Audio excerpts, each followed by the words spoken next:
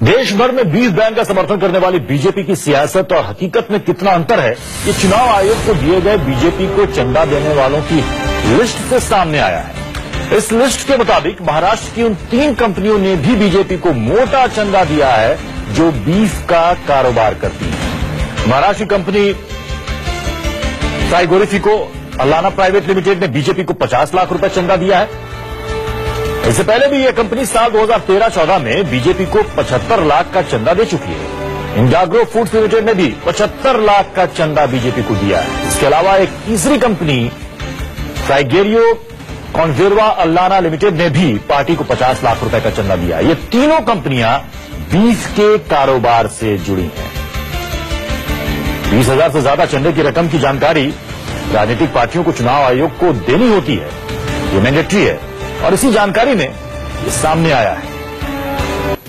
BJP जो कि beef ban का समर्थन करती है, बीजेपी के कई नेता बीफ बैन को लेकर मुखर होकर अपनी बात रखते हैं। चुनाव आयोग को जो पार्टी ने अपने चंदे के बारे में पूरा लेखा जोखा दिया है, उसमें बात सामने आई है कि इसमें कई ऐसी कंपनियों ने बीजेपी को चंदा दिया है जो कि बीफ का कारोबार करती है। और ये उन कंपनियों के नाम है जो इस वक्त आप देख रहे हैं।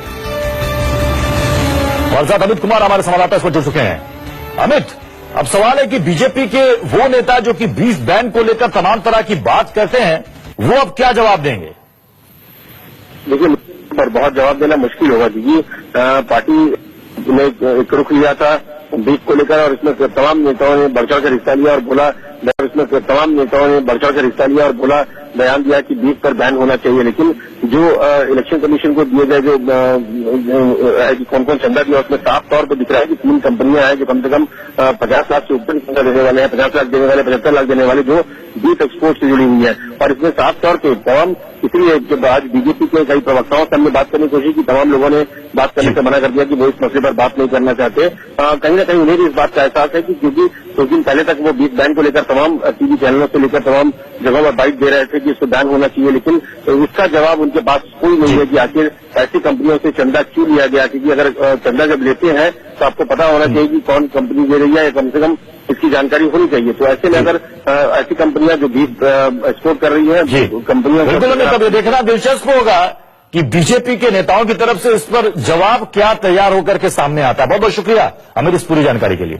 एक छोटा सा ब्रेक, आप बने रहे न्यूज़ 24 के साथ।